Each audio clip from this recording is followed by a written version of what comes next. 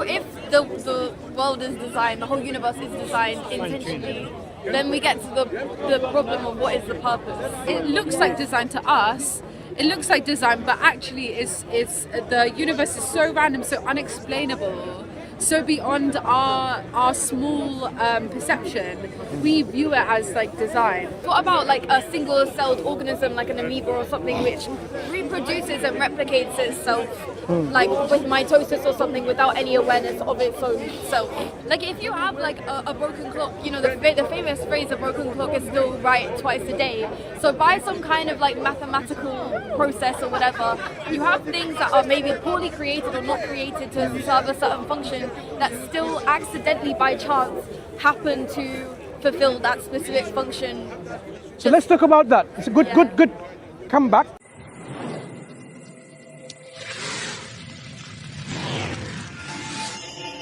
People tried to replicate in other worlds, other parts of the world, but they couldn't. So there's a bad history to it. Initially, it used to be your final say before you're hanged in Taiwan over there. Really? So you know your last words. So they say, you know what, you're gonna die anyway. We're gonna kill you. Okay, go and tell whatever it's in your. So that's how it started, and then it became quite popular. So it's almost like a confessional kind of thing. Like No, it's like claiming your truth before you die. It's where it's giving you a space and you can express yourself without these without the restriction that we normally see.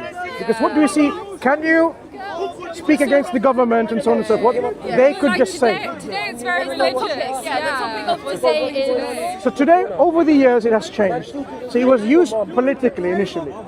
Karl Marx and others, they came here and they talked about their communism and so on and so forth. So people used for political reasons to convey to other people which they thought like people will take that on board. Yeah. But as things went, it became much more popular.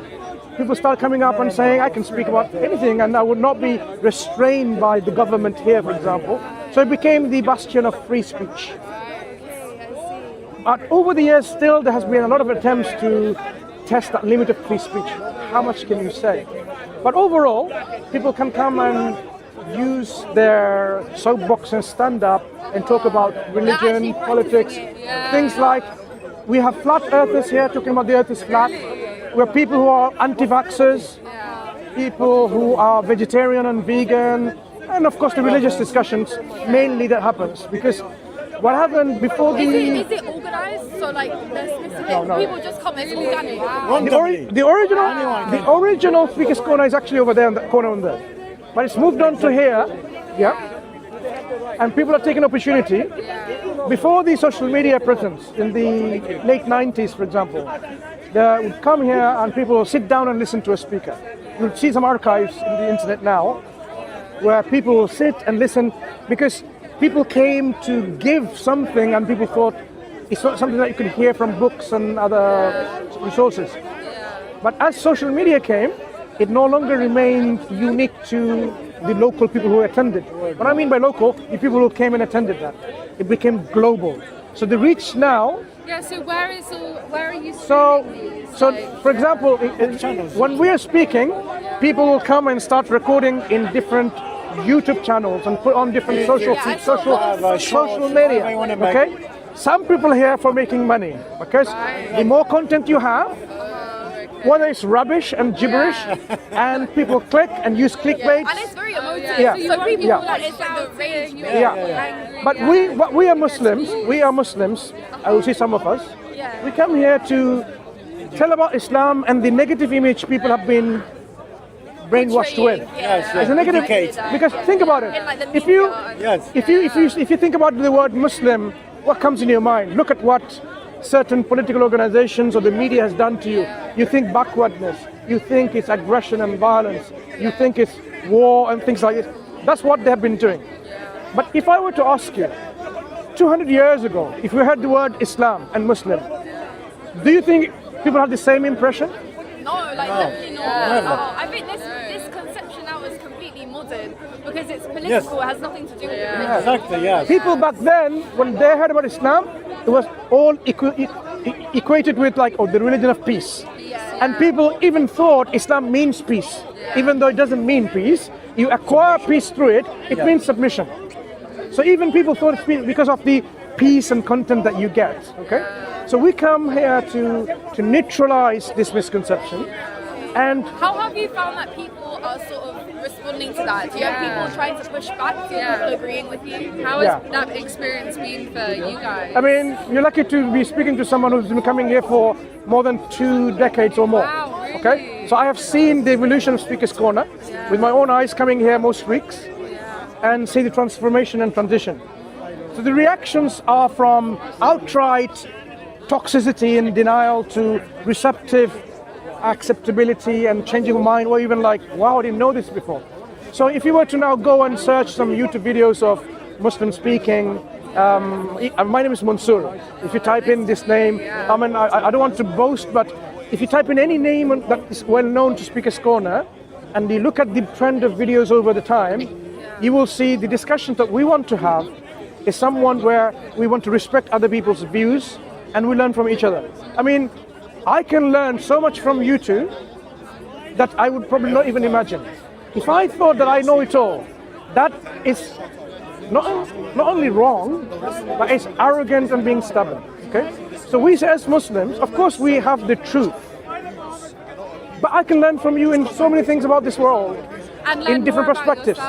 And for example, how to communicate to you, for example, how to listen to you even more, how to respect to you and tolerate your views. I can learn every day. So what we do here is just to say, look, we are not particles of dust floating around only to live our life with happiness and joy and cigar and boyfriends and girlfriends and marijuana and gigs and this and that. They're more than that. Because if I were to ask you, look, it's a simple question, but maybe very serious if you think about it.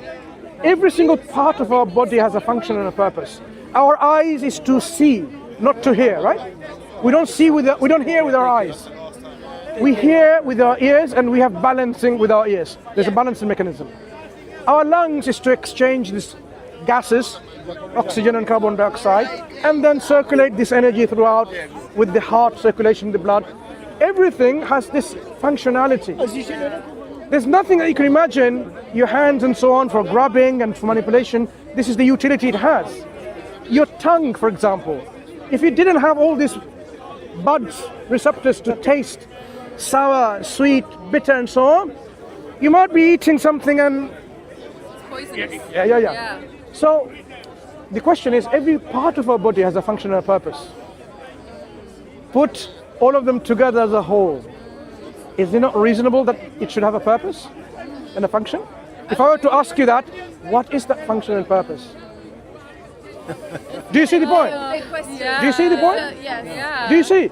We often don't also, think about it. Also, like, not just our body, but like our whole body as a collective as well. The whole human race, the whole creation. That is a whole body. In fact, the whole cosmos. Yeah, like a forest, one individual tree has its own functions, and together as an ecosystem as well. You may have brought in a religious or a non-religious family, right? It's possible. I'm not going to ask you directly now because I don't want to, if you're not interested.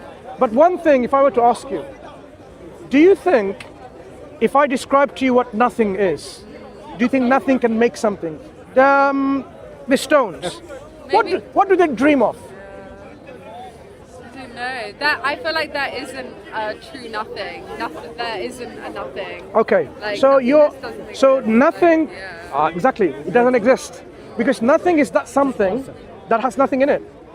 It has no space, time, quanta, fluctuation, gravitational fields, not even abstract things, no God, no demons, no laws, not even possibilities. That's what we call in philosophy and science, level 9 nothing. So if you go and search on YouTube, levels of nothingness, you'll find a German philosopher scientist, a woman, and she described nothing. She'll start with something like this. Imagine someone gives you a box of presents and says, there you go, that's a present for you. And you open up, you find, and you say, but there's nothing in there. Clearly there's no present. But actually, is that really not nothing in there? No, there's air in there. There's particles. So that was level 1 nothing.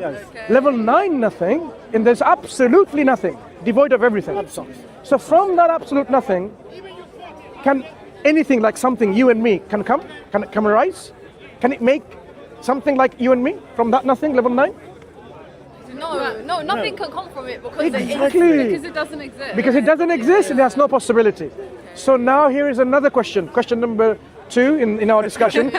It's simple but very profound. Okay? So be ready for it. Okay. If we are something now, can there be a time in the past where that was absolutely nothing? No, Like, going on from the logic yeah. that we just said, if nothing can't produce something, then we can't have come from nothing. But also, like, time is not something like on a line that there. But time is something though. Time and space is something. Yeah, it is something, So- but it's not a linear thing. It's not Time- a line with but like the- but this. we this, now- It's messier. Sure. We now talk about the arrow of time. One thing that we are sure. We cannot go back in time because time is one directional. It goes one way. You can't unfry an egg. When you fry an egg, that's it. The composition has changed. When we, for example, you are born, you can't go back and, for example, you can't go back and kill your ancestor because you won't exist, right? So this is called the time paradox, okay? So that's why we say it's not something sensible. So you are right, absolutely right. If we are something, there cannot be a time in the past, or however fast you go, where there was nothingness. You know what that means? There's always going to be something at the past, always. Now think about it.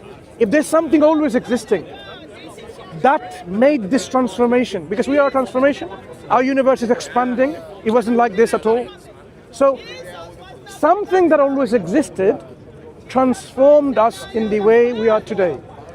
What is the quality or characteristics or property of that something? Because we are no longer someone who's saying, I don't care. Now we're thinking. Something has the ability to transform. So let me give you reasons why that something is not just magic. It's more than magic. It's something that we need to rationalize and make sense of. I don't need to use technical jargons of philosophy and logic. Simple things. Say, do you cook? What do you cook? Like, Anything. I make pasta. Pasta, fine. Imagine you want to make pasta in your kitchen, right? Imagine.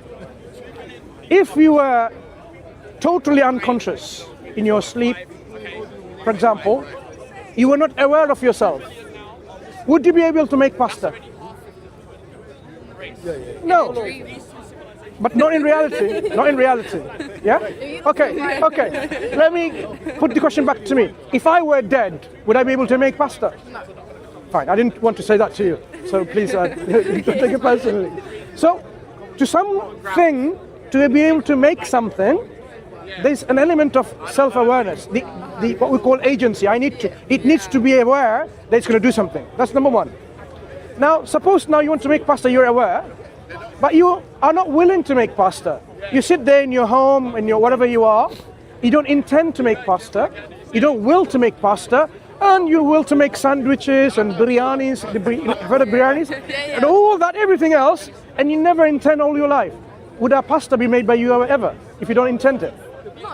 Exactly right. It's not my will. Exactly. So what we now realize, for that transformation to come, like making pasta is a transformation, by getting the ingredients, getting the water, the pot, the cook, and the salt, and whatever you put in it, that's a transformation. If the thing that is going to transform it is not self-aware, doesn't have a will or intention to do it, it's never going to happen. So that's two things, essential requirements. Now, suppose now you are aware and you have the will, but you don't know the know-how of how to make a pasta. Like, pasta, I know what a pasta is. So you go there in your kitchen and you get a glass. You say, I know what to do. I'm going to bang this glass on the freezer door. That's how pasta is made. You'll never be able to make pasta because you don't know the know-how of it. So you need to know how to make pasta. Make sense? The final thing. There's more, but I want to restrict it. Suppose you know how to make pasta, but your friend ties you in your lounge, in your room. I need free will. You're not allowed. I need free will. Look. Ties you. Your hands, your mouth, your eyes. So you can't even program a robot to say, go and make a pasta for me. Or tell anyone else. So if you are incapacitated, made unable to make a pasta, that means your ability is taken away from you. Would you be able to make pasta? No. No, you won't be. So to make this transformation of even pasta, you need self-awareness of the one who's going to make it. You need to have an intention. You need to know the know-how, the knowledge, and you need to have the ability to do so. So let's now go back and see if... But what about like a seed for a tree? Does that know how to grow? That tree is already following a law of someone else, program of someone It has else. some genetic code as well. Exactly, it's coded. It's already coded by something else other than itself. So if you now extrapolate this 4 requirements to every transformation that you can imagine. Tree, you said, snowflakes, forest fire, none can be explained unless you have these 4 essential conditions or requirements. If you can accept that, think about it more when you go home. If that is the case, now let's go back to this, something that exists always, that has transformed us in our reality. That has to also have these qualities. Otherwise, the universe would not be here like as it is now.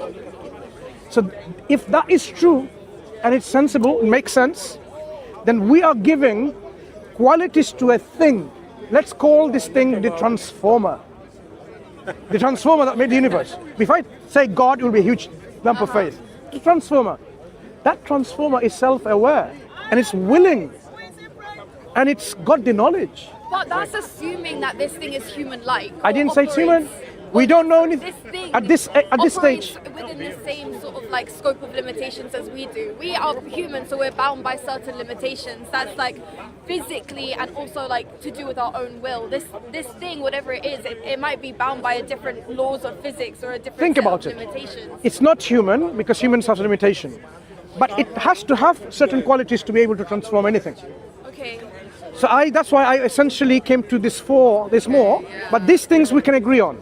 These qualities are necessary. If any of them are absent, a transformation would not happen. Let's imagine now, this is a thing there, it's not intending, and then you got this beautiful world. It's not sensible. Because the reason I'm telling you why is this. Could, for example, my hat, or cap, whatever you want to call it, and yours, could it have been different? It could have been different. It could have been red, it could have been a different color, different shape, and so on. So it's not necessary that it's this way. Yeah? Our world shows everything that's within it. It's not necessary it's like that. It could have been different, okay? So when we find everything could have been different, but it's in a particular way, whole of our universe, the cosmos, we can say it could have been a different way.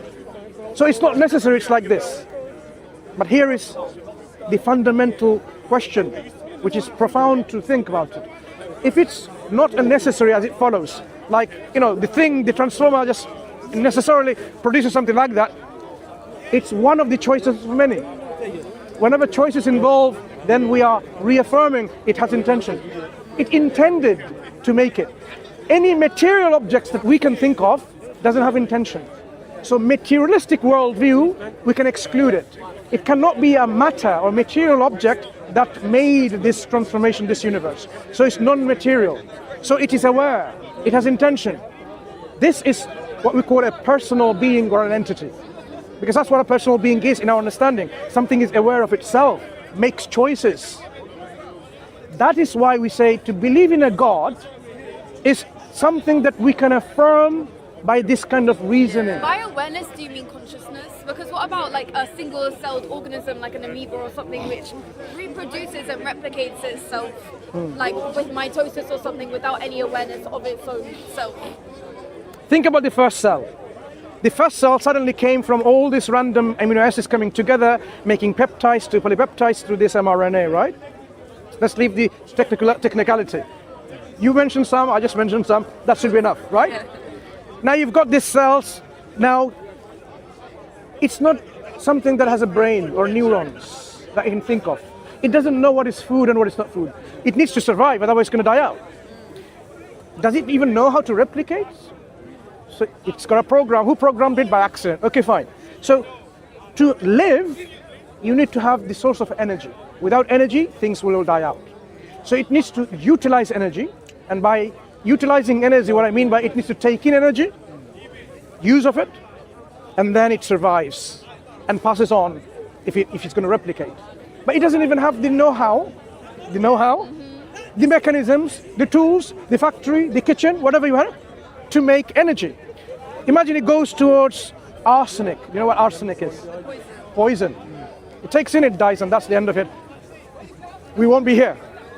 So even if it took in, how is it going to then utilize it? If it has to have a mechanism to get rid of the poison. So it doesn't have all of that. So even though scientists come up with certain explanation like, oh, this is a beautiful story of abiogenesis and how life came to be and developed from a single cell, it doesn't explain it rationally, because you need all of this prerequisite. You know, when we say about maybe the universe isn't rational. If the universe wasn't rational, then we will see, like today, suddenly the Earth jumping up and down, dancing around, everything will be chaotic. The fact that everything consistently follows. But everything is chaotic. No. Let me tell you why it's not chaotic. Why? Let me give you an example of our human body. When we were like very young in our womb of our mothers, we were just cells, and the cells started dividing. We're talking about the first few days. We are only cells, a zygote from a father and a mother, and then these started dividing more and more and more, from 2 to 4 to 8 to 16 and so on and forth, dividing. But they didn't just simply divide. They started going around to different places, migrating, and they stayed there, and other cells will come there, and they start forming from the cell to tissue, from tissue to organ. Yeah? So for example, your heart. The cells of your heart is not the same as the cells of your skin. They're different. These cells, when they started traveling, migrating, they knew exactly where to go. And they went there, and they started coming close to each other, right? They knew each other. And they eventually formed a collective tissue, and they didn't go to somewhere else. The cells of the heart would not go to the cells of the liver, for example, or cells of the kidney, because they're different. So all of this is already goal orientation and direction, and certain amount of purpose and knowledge and programming. That is not something you can explain without a programmer.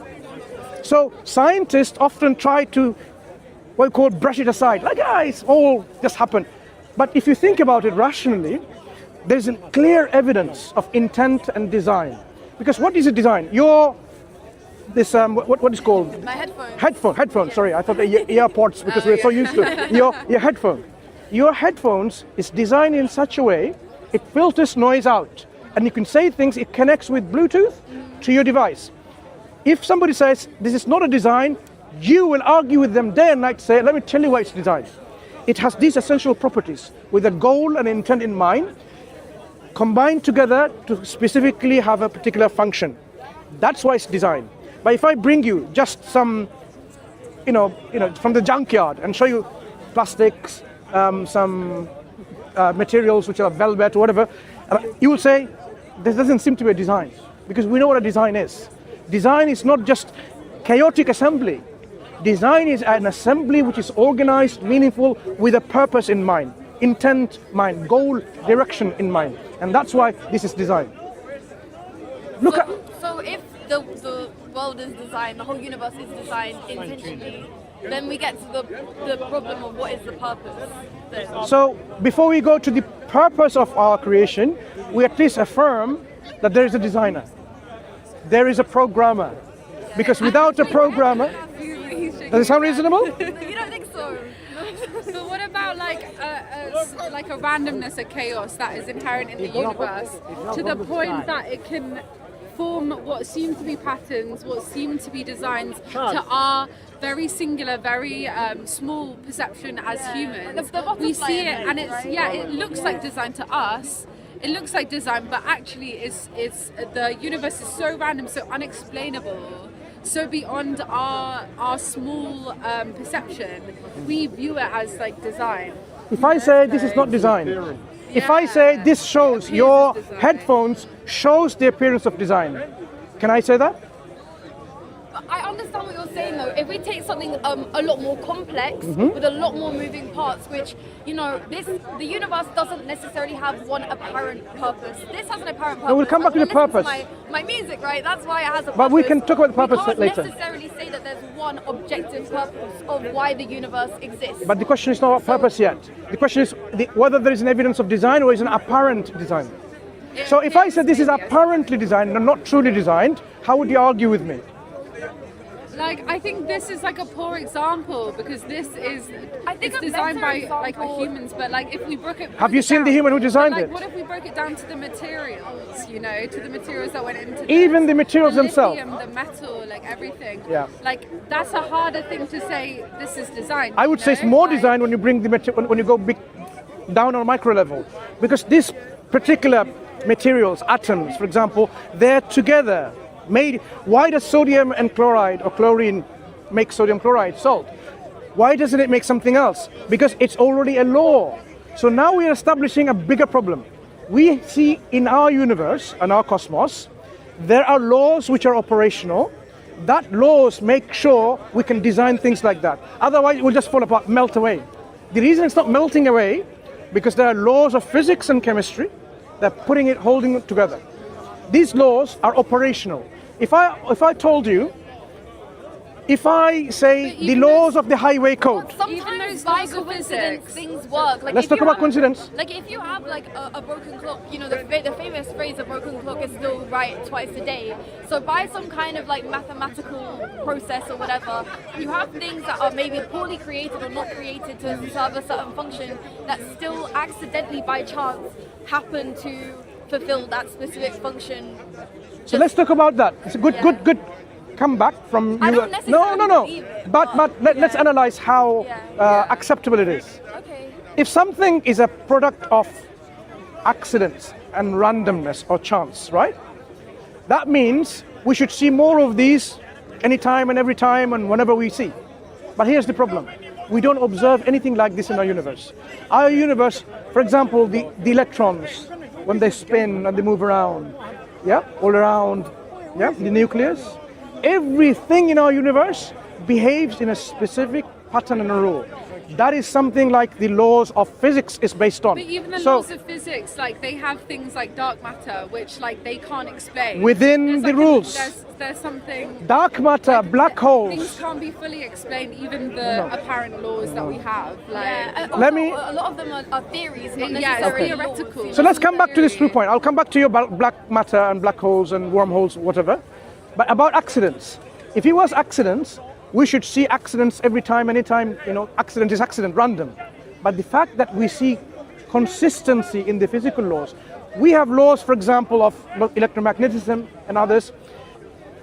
Gravitational constant, you hear, like every time you drop it, it falls. Bigger objects pulls smaller objects to its center, right?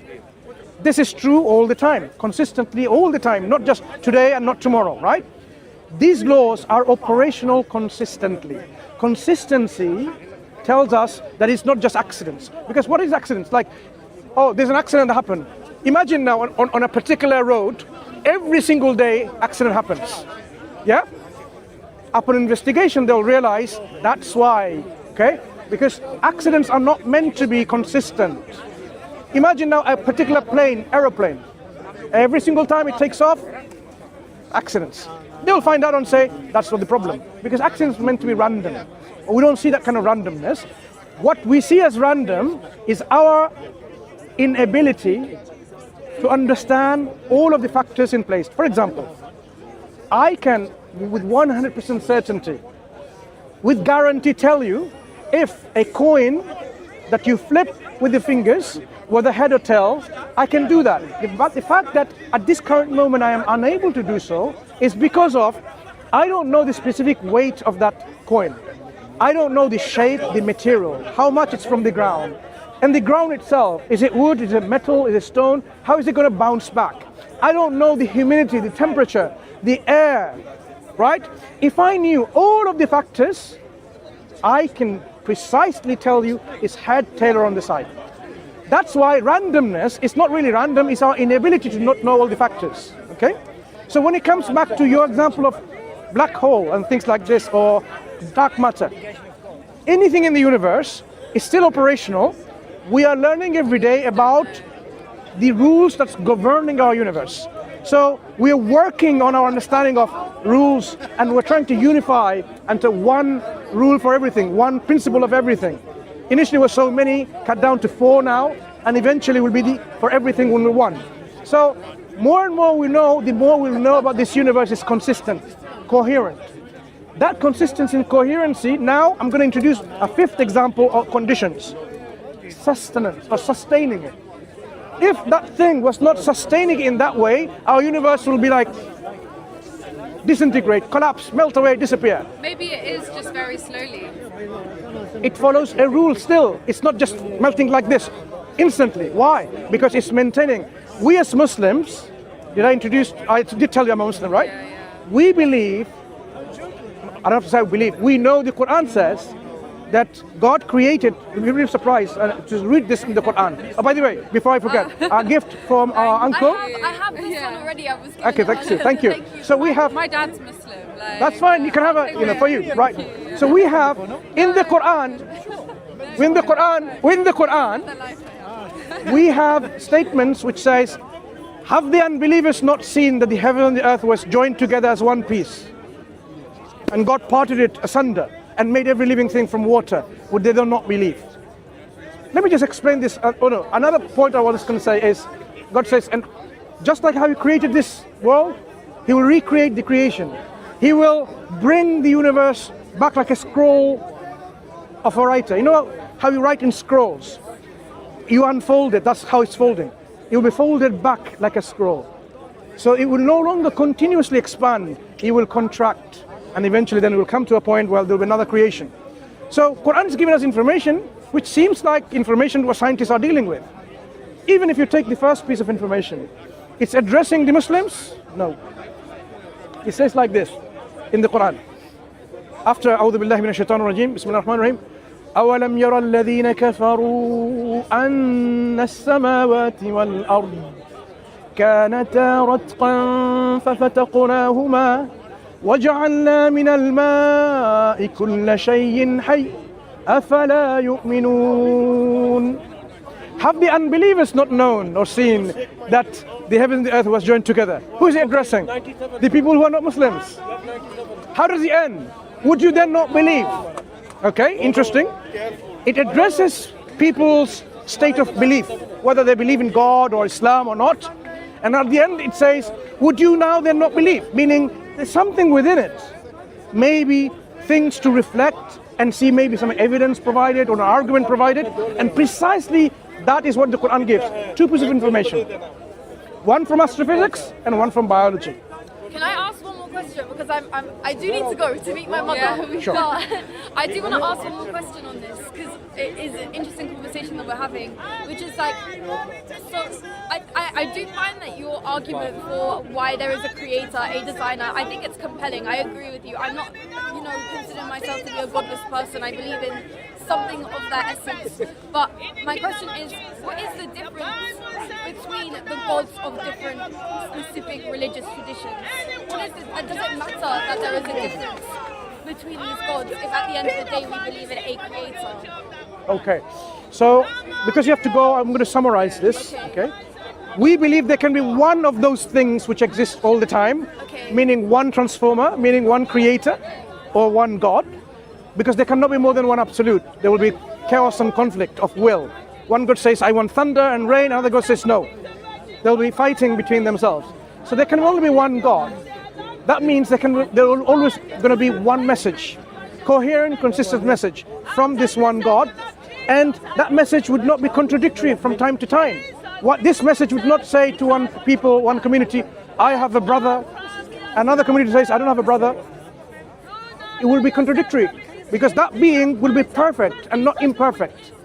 Because if something exists always, will not be limited with any deficiencies. If he has knowledge, there will be no restriction to that knowledge because there's no one out there to restrict it. If he has any attributes, there will be perfect attributes. So there won't be anything like he lies one time and says something different. He will always consistently speak what is true. Because truth is perfection, lying is imperfection and deficiency. So when we see all around the world today many religions, our Islamic position is this. At one point, it was the same message called Islam, submission and surrender to the will of God. Yeah, Islam. People believed in it, some people didn't believe in it. And over the time, when the message came, some people corrupted it. Imagine if I told the government, stop alcohol, ban alcohol tomorrow. Probably I'll be banned and disappeared from existence, right? They don't do it because it goes against the interest of people. So even when God tells people with laws and certain duties and something not to do, it went against people's desires and they start corrupting the message. That corruption eventually ended up in a different religion other than Islam. That's why you have a religion called this-ism, that belief, yeah? Other religions are purely man-made as a reaction to a particular religion, like Sikhism arose in a time when Hindus and Muslims were in power, either in authority or in religious, and then they didn't like the oppression from, in their understanding, from the Hindus or the Muslims, and they say, you know what, we're going to get rid of both of them, and we're going to have our own religion, and bit of both or none of them, and like man-made religion. There are things like this. So original revealed, corrupted, or man-made. Yeah, these are essential forms of religion. So you can't have a system in which you say it doesn't matter what route you take, eventually it's going to lead you to God. No, because the message of God is that you submit to Him and none else. Because God has a purpose of your creation. If somebody says no, you can worship God. Should I use the example? I mean, there was in Channel 4, like, you know, you go to the toilet and you bake it and you eat it, and that's how worshiping God. I did it quite fast. If you got it, that's how we would say it's disgusting. Other people say that's how you go to God. But I would say no, you cannot have these contradictory ways of thanking and being grateful to God, because at the end of the day, worshipping is the purpose we are created for. Remember we asked you, what is the purpose of our body? It's to worship God. How we worship is when the prophets and messengers, they come and tell us throughout times. Prophet Muhammad being the last one, told us in the Quran and his life how to worship God. And the essence of worship is gratitude, showing gratitude, thankfulness. If I were in an accident and I was almost dying, both of you took me to the hospital, you gave me blood, you gave me your kidney, you gave me your whatever, you know what, and I survive and I wake up a month later and I say, get lost. That would not be a natural thing to do. I should, when I hear it, I should say, thank you so much, I'm so grateful to you. This is natural. God gave us all of it. Everything we have. Our natural response is gratitude. That is the first step of showing this gratitude as a form of worship. So whatever we do, which is in accordance with God, He's pleased with, is worship. This life is not the end of it. Like you have to go, we have to go, but we also go leaving this world. We will die. None of us will be living forever here. So there is a purpose that we have to fulfill before we die. We don't know when we're going to die, and that's why it's important to act now rather than think, when I'm older and wiser, but you're wise now. You have the wisdom to choose between different things. You chose that one because you thought this was the best one for you, whether it's financially or the best job it does and so on. You can make distinction between two things. Choice, right, wrong, good, bad, yeah? You have to make that choice now. Am I going to just wander around for this happiness that everyone's busy with? Having more and more of this. I want more wealth, money, fame, status, and this and that. Or am I going to really sit down and say, I need to really fulfill this purpose of my life, because after death, I will be accountable. I will be accountable for my belief and my actions. Did I follow and fulfill my purpose? If I didn't, then I might end up, in fact, it's not might. God tells us in the Quran, if you do not follow His ways and follow your desires, for example, and you are arrogant and stubborn, knowing the truth and still rejecting it, He's made a place called place of punishment, hellfire, which you're familiar with the word, right? Yes. Which is torment, and you will never come out of it if you have this arrogance in you. Okay? But if you believe by accepting the truth when it comes to you, there will be place of paradise, Jannah, heaven, place of content and happiness, whatever you desire. Remember, we desire now? There, whatever you desire, you will get it, because that's the reward God has placed for us. Whatever you desire, think about this word, whatever you desire. There is no restriction, whatever you desire. So this is the reward God will give to people as a reward for our submission and surrender and acknowledgement of our Creator, because that's the purpose of life. So I thank you very much for listening, and so much. Take care of yourself. I stumbled across this by accident. It was a very interesting conversation. That was, yeah. Thank Take care. What are your names? If you're okay to tell I'm them. Kiki. I don't sorry. shake hands. And also you'll realize why so. This is a sign of your respect. Okay? You will realize why. I'm able to shake my hands with my wife, my sister, my mother, for example, but no other woman. That's fine. There is a reason of I respect. apologize. No need to apologize. But I'm saying I'm taking the opportunity to tell you why so. As a sign of a respect. Because you are special. Keep it that way, right? So are you. Okay. Thank you. Thank you. Okay, well, Right. enjoy the rest of the week. You too. You take care. All right? Bye. Read See you that later. like it, huh? Say bye to the camera. It's all right. Thank you. It's all right. وآخر دعوانا الحمد لله رب العالمين.